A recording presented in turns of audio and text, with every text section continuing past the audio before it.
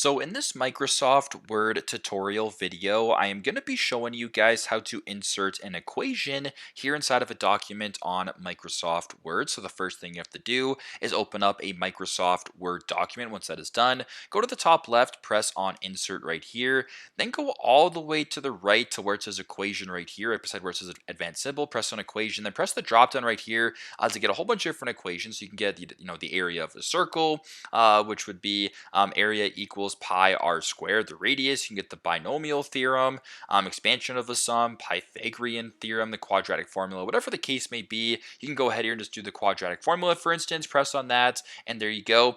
The formula is now added to your document here. So you can go ahead here and you can edit it, whatever the case may be, but pretty straightforward. If you wanted to add an equation, you can go ahead and add another one right here. We'll just go to inserts, we'll go to equation, and just do the area of a circle just like that. So a whole bunch of different equations here at the top. You can kind of play around with it and do whatever the heck you're looking to do. So pretty straightforward, pretty simple. This is how to insert an equation into your document here on Microsoft Word. Thanks again for watching, and I hope this video helps.